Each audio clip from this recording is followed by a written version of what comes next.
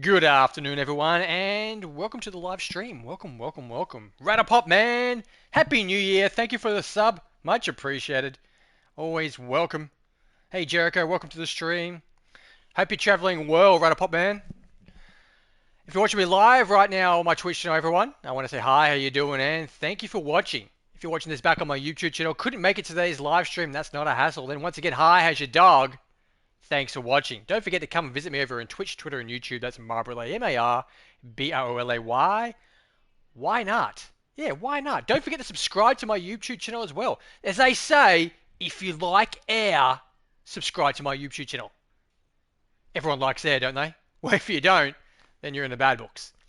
Okay, so this stream is proudly sponsored by, supported by, and supplied by the amazing Penguin Pup Games. Penguin Pup Games, guys, putting the pup in video games. It's called the Mermaid of Zennor. Now, you guys, if you've been watching my streams, you'll be saying, haven't you streamed this game before? Oh, yes, I have. I did it on the Xbox.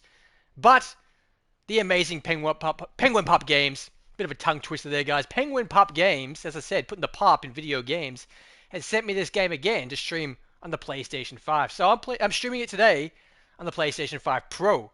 And I'm also using a SteelSeries Arctis Nova 5X headset that I just got for Christmas. So I'm showing off my new headset. Hope I sound beautiful. Reading aloud in this visual novel game. And, also streaming this game. Now, I do believe this game's on sale. Only for the rest of the day, I think. I think it goes off sale soon. So get in quick, guys. If you're watching this right now and you want to buy this game, get in quick. It's available for Nintendo Switch, PlayStation consoles, and Xbox consoles. Now, if you're watching this back on my YouTube channel, I will put it in the description, the Xbox live stream that I did. There'll be no difference between the Xbox and PlayStation version, apart from my beautiful headset sounding a lot better today than it was back then, because I was using an Xbox wireless headset. But apart from that, let me tell you about this game. I know I've told you about it before, but you're going to have to bear with me. And if you're watching this back on my YouTube channel, you can fast forward this. A dark journey into one girl's obsession. Enter the enchanting and dark world of the Mermaid of Zennor, a visual novel inspired by the classic fairy tale of the same name, but set in modern-day England. This tale is for those who find beauty in darkness, a story that will captivate you until the very end and touches on the adult themes of trauma, mental health, and obsession. Follow Lilac as she struggles to find hope in the miserable life, relying on her older brother, Jesse. But her joy of Jesse's return for Christmas is short-lived when she learns of a strange and wicked enchantress who has ensnared her brother's heart. As Lilac becomes consumed by her obsession to free Jesse, she is consumed by the darkness, unraveling the depths of her own mind in this haunting tale. Okay, so the game features a full print novel-length visual novel, so it's massive. Multiple choose-your-own-adventure style engines, detailed character and background artwork, fully custom OST with over 20 soundtracks, a hefty dosage of Linux, English, German, and Russian translation, Um, so I'm doing English because I can't speak German or Russian. I do apologize. Okay, so the publisher of the game is Penguin Pop Games. ebi-hime is the developer. Now we've done a lot of games at ebi-hime. All visual novel games, all great. Supported languages are English, Spanish, German, and Russian. Um, Available on Nintendo Switch, Xbox, and PlayStation consoles. This game got released in May 2024, but we're playing it in January 2025, showing it off again on the PlayStation 5 Pro for those who may have missed it, and also so you can listen to my beautiful, sexy voice through my new headset. Once again, big shout out to Ratapop Man for subscribing to my YouTube channel. I'm subscribing to my Twitch channel. He's also subscribed to my YouTube channel as well. So big thanks to him and Penguin Pop Games. Once again, guys, Penguin Pop Games, proud sponsor, supporter, and supplier of the stream. Without them, the stream would not be going ahead. Penguin Pop, putting the pop in video games. Okay, we better turn the music back on, because without the music, it's going to be a little bit boring. Now we return. We get the extras here. Now the extras are for galleries and stuff like that when you've basically played the game.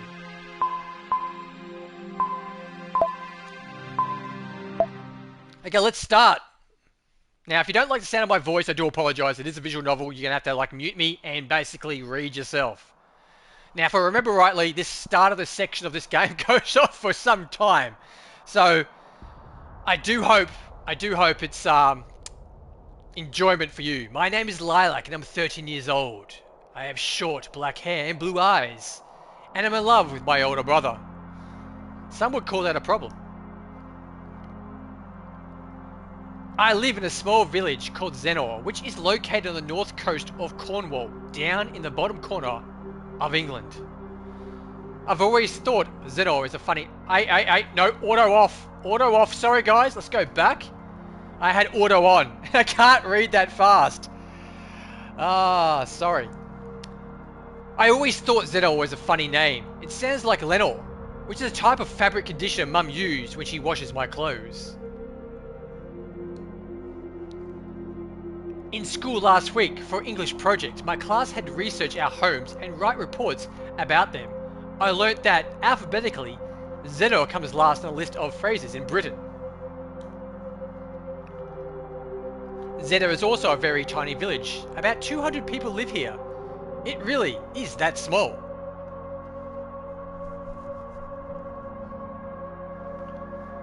We don't have any proper shops, and we don't have any cinemas, and we don't have any restaurants. We do have a church, though. It is old-fashioned stone building with wooden pews. The church in Zennor is a bit famous, actually. There's an old carving of a mermaid in one of the pews that dates back to the 15th century. The mermaid was called Moravan, and she fell in love with a human called Matthew. Now, I do apologise if I pronounce these words wrong. I am Australian, so you've got to forgive me. And it's Friday. It's Friday afternoon, and I'm without beer. Man, without a beer at the moment.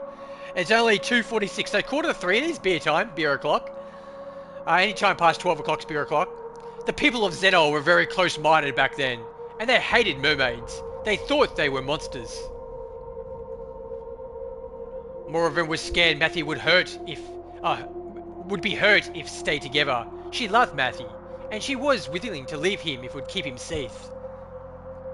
Matthew loved Moravan just as much as she loved him. However, in such an extent they abandoned Zennor and went to live in the bottom of the ocean with her. I think about the story a lot. Sometimes I think I'm like Moravan, but the stories say that she was very beautiful, and I am not. I don't have a tail as a fish, but my classmates think I'm weird, and I'm also in love with someone I can't be with. When I'm not thinking about mermaids, I'm usually thinking about my brother. I think about my brother a lot. I've always thought about him, but I have been thinking about him more than usual lately. My brother doesn't live with me and my dad and mother, who is not his mother anymore. He lives in London and goes to university there. He is a lot older than I am. So he's a lot older than me. I am only 13, and my brother is 19. His name is Jesse. It was Jesse's girl. I'm getting the vibes of that. And he was black hair and blue eyes, and is very tall. We have the same hair and eye colour, but I don't think we look much alike. Jesse is always smiling, while I always look sad. Jesse isn't my full brother. He is my father's son, but my mother's died before I was born. I think my dad is still sad that his old wife died. Though it happened 15 years ago, I wouldn't be surprised if he still loves her. When Dad talks about her, which isn't very often, he sounds very soft and gentle and undad-like. He says her name, Tegan, like with some kind of charm or magical spell. Maybe that is why Dad is very nice to me or my mother. It's because my mother isn't not Jesse's mother, and I'm not Jesse's real sister. I'm just a half. Half-formed maybe, like Wolverine, with a human torso and a fish tail. I sometimes wish I was a mermaid. Then I would have a nice singing voice. I would be beautiful, and I could live in the water and wouldn't have to go to school. Then I remind myself that, if I was a mermaid, I wouldn't be Jesse's sister, and we wouldn't know each other, and he wouldn't love me, and I wouldn't love him, and what would be the point of this? Jesse's the only person who makes me happy. Without him, my life would be meaningless. It has been 2 months since Jesse went away to university, and I miss him a lot. He said he would call me every single day, he promised, and I believed him because Jesse always keeps his promises. Jesse is a good person. That is why everyone likes him. That's why I love him. But he hasn't called me nearly as often as he said he would. I wonder what is going on, what he's doing right now. I don't know what London is like. I can't imagine it. I have never been to a city before, unless you count Penzance, and I don't think it's nearly as big as London. I have seen pictures of London on the internet. I know what London Eye looks like, and the Houses of Parliament, and Big Ben.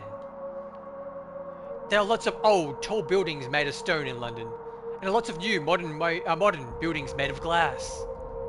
It looks busy, the pavements are dirty, and it's full of people. I don't think I want to live in London. I don't like living in Zennor much either, but it is tiny and I don't have any friends except Jesse. But he is not here anymore. He is in London and I am in Zennor, and he promised that he would call me every day, but he hasn't. How do I know if he's alright? What if he's been hurt? Thoughts like this keep me awake at night. I have been feeling scared a lot lately. Sometimes I feel so scared I can't eat. But I don't mind that much, as I never liked eating. If I have lost weight, my dad has not commented on it. I don't think he cares about me. But my counsellor at school, Mrs. Curley, does. I pronounced that one wrong. I did. It doesn't matter.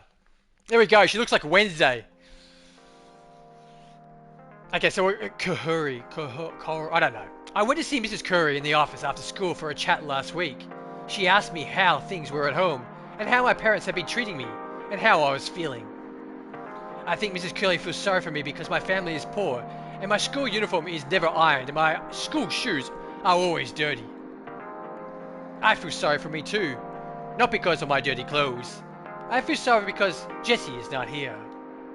I told Mrs. Curley I was having trouble sleeping and eating because I was missing my brother, and she nodded and said, "Oh, Jesse, I remember him. He was a sweet boy." No, I said stiffly, because I didn't like the tone of her voice. He's still a sweet boy. He isn't dead. Oh, of course not. I was trying to imply that, Mrs. Curley replied. That's why you were talking about him in the past tense, I asked. I stared at Mrs. Curley changedly, and she looked embarrassed and apologized for hurting my feelings. This made me feel a bit better, but only a bit. Mrs. Curley has worked at my school for a long time, and she knows Jesse. He used to go to this school too, before he went to London. After a little dispute, Mrs. Curley calls them hiccups. Mrs. Curley asked me how Jesse was doing, and I told her I didn't know because she hasn't called me often, even though I was worried about him. The more I talked about Jesse, the worse I felt. I started to cry, and Mrs. Curley had handed me a tissue and asked me to calm down. I did try to calm down, I swear I did, but my shoulders kept shaking and my eyes stung. I told Mr. Curry I was afraid Jesse might have gotten lost in London because it was so big, or maybe he had been stabbed or killed. Mrs. Curley patted me on the back and said she didn't think Jesse had been killed, because if he had, the police would have called my family and I would know about it. Then why hasn't Jesse called me? I asked, and Mrs. Curley frowned. I'm sure he's just having fun. London's a lot bigger of the towns of Cornwall, and there's so much to do. He's probably trying to take in all the sights, Mrs. Curley said. Does that mean he's forgotten about me? I asked. Oh no, Lilac. I don't think Jesse would ever forget about you. You're a very individual child. I thought that was a stupid thing to say because everybody is individual, but I didn't tell Mrs. Curley that because I knew she was trying to be nice. She's one of the only people I know who bothers trying. Jesse's growing up and I'm living on my own life. That's all. It's normal for children to branch away from their families as they get older. But I'm sure he'll keep in touch, Mrs. Curley told me. And you don't think he's lost? I asked Mrs. Curley seriously, because I wanted to make sure. I thought it was a sensible question, but Mrs. Curley laughed like I was a joke. Sorry, like I told a joke. I wish she wouldn't do that. She knows, and she should know by now that I don't tell jokes. I'm sure he isn't lost, Lilac. Your brother has a good head on his shoulders. He'll be fine, she said. And she sounded so convinced I was almost convinced too.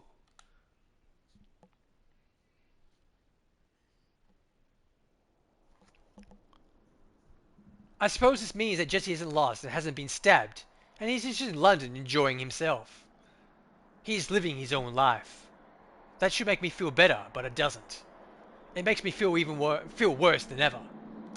If Jesse isn't lost, and isn't sick, and isn't in trouble, then why hasn't he called me for so long?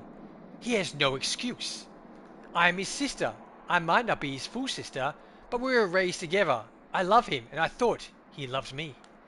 I thought it was important to him. I thought I mattered. Why has he abandoned me? Why is he ignoring me? Does he know how much I love him? If I keep spending my nights wide awake, staring at the ceiling, the bags beneath my eyes will grow darker and darker, like bruises. But I don't care. It doesn't matter. Nothing seems to matter without Jesse. Once again, guys, this stream is proudly sponsored by, supported by, and supplied by the amazing Penguin Pup Games, putting the pup back into video games. If you're watching this back on my YouTube channel, don't forget to subscribe. It is fantastic if you can do. And I thank you in advance. Thank you, thank you, thank you. I hate taking the bus to school. I hate taking the bus to school more than I hate school itself. And I hate school a lot. I go to St. Ivy's school in St. Ivy's. It isn't, as Mrs. Lambert would say, in the snooty way of hers, a very ordinary, original name. I used to go to Sathwell Primary, which wasn't so bad because the teachers were nice to me and I didn't get picked on it so much. But now I go to St. Ivy's school, and it's horrible. I hate the uniforms, I hate the school dinners, and I hate most of the teachers, but I hate my classmates more than all of that put together.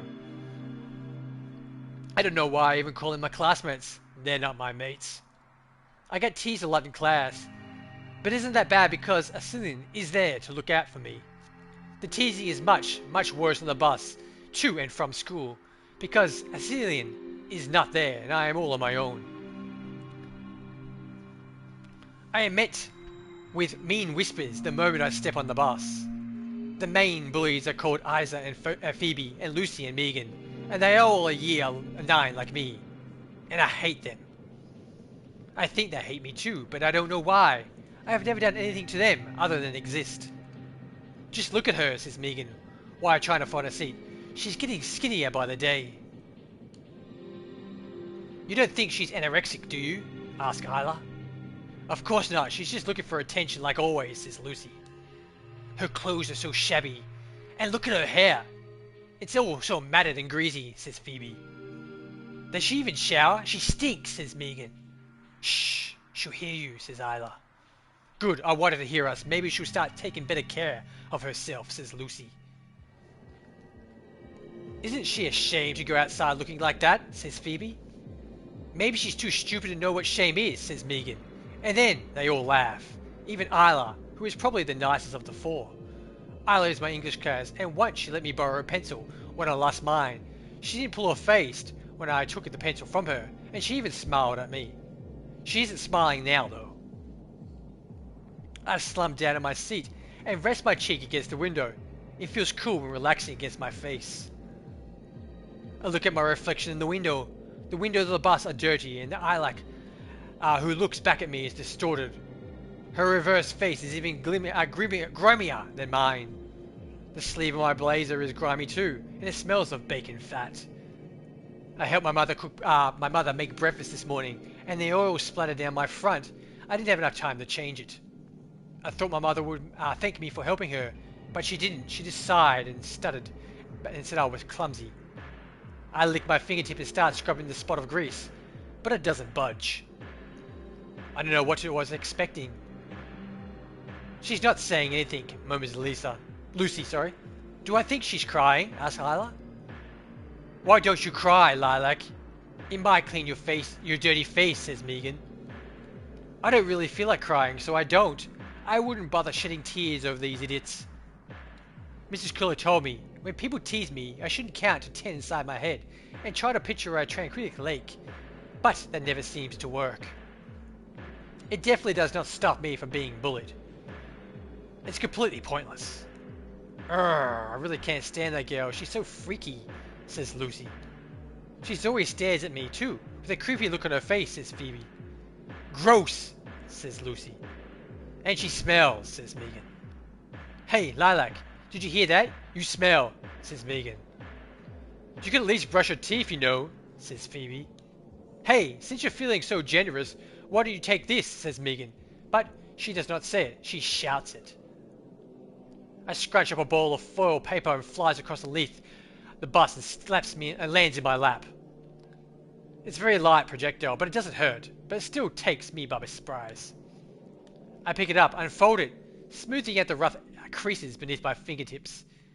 It's a wrapper from a packaging of spearmint gum. Someone must have chucked it. I am used to it. People throw things at me a lot. A chewing gum wrapper is not worth worrying about.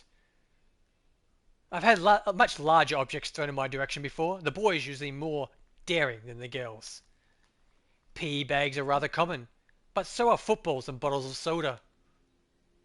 I was once hit in the head by a soda bottle. The top must be screwed on so loosely because it fell off, and I was soaked from head to foot with sticky liquid. All the boys and girls laughed, but the bus driver did not laugh. He glared at me in the rearview mirror and said, I hope one of you is going to stay behind and clean up that mess. And or having a strict word with your parents. He didn't seem too concerned about my welfare. He was more alarmed that the seats of his precious bus were getting ugly anyway.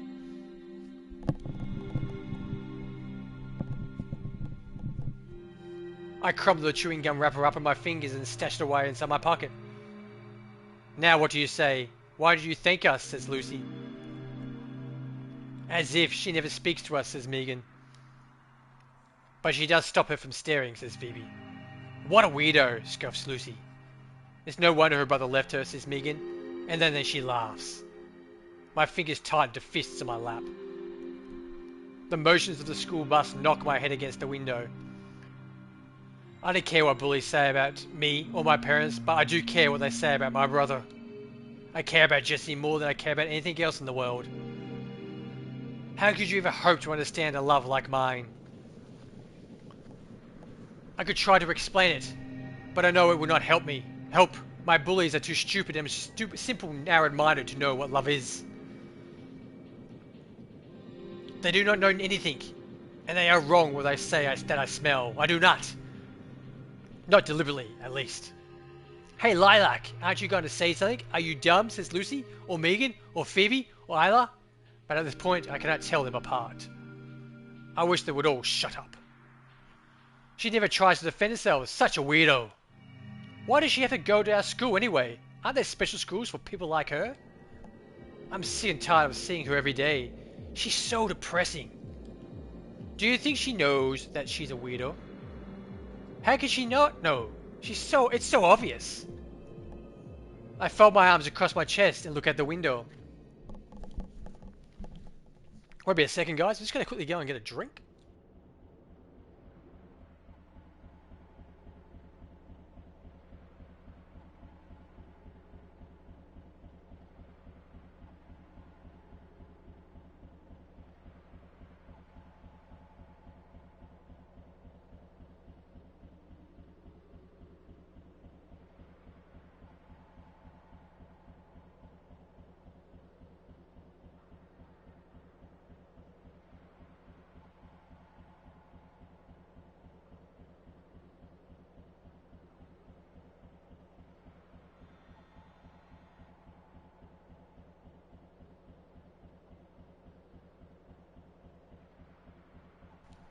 Okay, I'm back. Just got some quality H2O for my water boy, Bobby Boucher.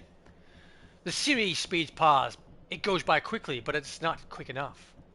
I wish the bus driver would drive and drive and drive until the whole world became a blur, and everything around me disappeared.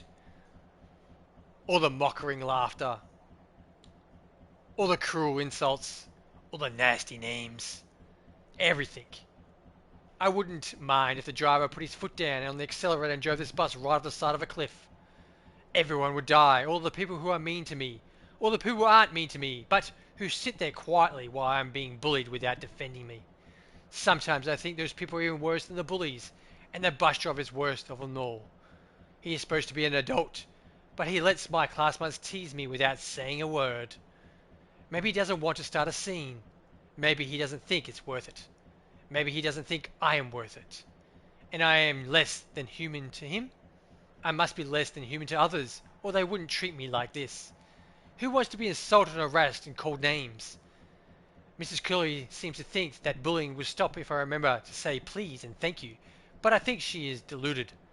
I do not always know how to respond appropriately to social situations, but a threat could piss off would be justified in my case. Swearing does not stop the bullying either, though I have already tried it. That is particularly how I ended up with a counselor in the first place. That got some colour, nice colour, a friendly face, trophy earned. When I step into my classroom that morning, 10 minutes before the form starts, I'm greeted by my friend, Acelian. Well, Acelian thinks she's my friend. I'm not so sure about that. Acelian is a cheerful girl and a very blonde hair and brown eyes. She has a pierced ears and paints her nails, and her school bag has a fluffy pom-pom keychain hanging from the zipper. She is very soft and sweet. She smells soft and sweet too. I know this because sometimes she stands a bit too close to me, and I can smell her. Her birthday is in October, which is right near the beginning of school term. She is 14, which makes her older than me, though she does not act it. I don't know why Zennor wants to be my friend. We don't have anything in common. My hair is dark. Hers is blonde. My eyes are blue, but hers are brown. She smiles a lot. She's very talkative, and most people like her. I am quiet, and my form teacher, Mrs. Penrose, says I look sullen and sulky most of the time, and nobody likes me. I don't understand why Acelian is so cheerful. To be honest, it gets on my nerves. I try to put up with her, though, because if I didn't, Acelian would have anybody at the school really would be unbearable. I don't think of it being two-faced. I am being tactical. All military commanders would agree with my strategy. I think school is more dangerous than the battlefield. Hey, Lilac, how are you doing? Acelian says. I'm fine, I say after a pause. I didn't get much sleep last night, so I feel tired, and the sleeves of my uniform is spotted with bacon fat. I got teased in the bus on the way to school, but these are common occurrences. I'm used to them, and it doesn't really bother me. Acelian's nonsense does bother me, however. Are you sure you're fine? Acelian asks. As though I am so stupid I can't understand my own emotions, let alone anybody else's who looks tired. I woke up early, helped my mother make breakfast, I say.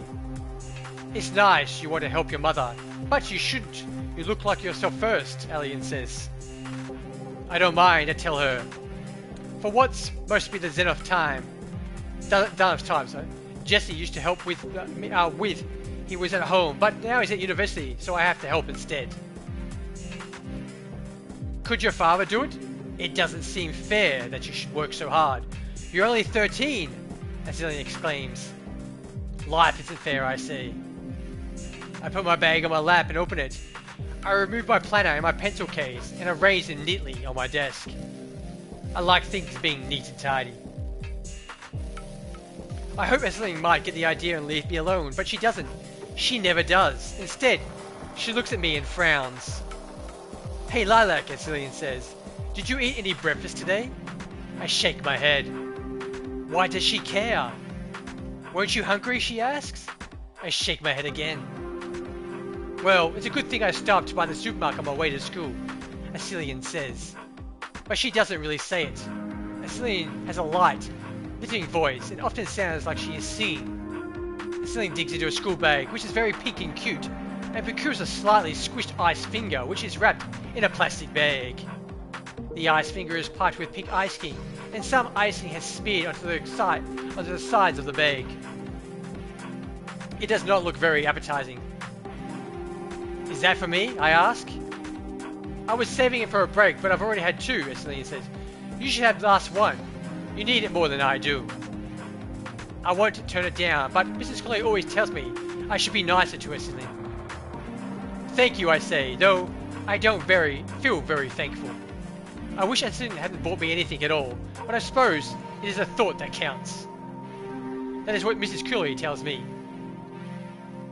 I accept the pink ice finger from Asilian and unwrap it. The cool plastic crinkles beneath my fingers. I bring the pink ice finger to my lips, slowly open my mouth and take a tiny bite of the end. I eat very, very slowly, which annoys Dad. He has shouted at me about eating my habits before. He said I was wasting good food and it was going to go cold. I think I was too bloody good to eat the same meals as everybody else, but I wanted to be treated like a queen. I do not want to be treated like anything, I just want to be left alone. So, Asilian says, what do you think? Is it good? It's fine, I tell her, because it isn't good, and I don't want to lie, but I don't want to hurt her feelings either. I think I'm making progress. Mrs. Curley would be proud of me. Well, good, Asilian says, with a bright smile on her face. You better finish it before class starts. I do my best, I say doubtfully, because there is really a lot of icing on this ice finger, and I don't like sweets very much. I don't like food much in general. It's messy and gets everywhere, just like a spot of grease on my shirt. So, Lilac, Asilian says again, how is your big brother? Have you heard from him at all? I look at the ice finger, which is even pinker than Alison's school bag, and frown. When Alison isn't fussing over me, she's asking questions about Jessie.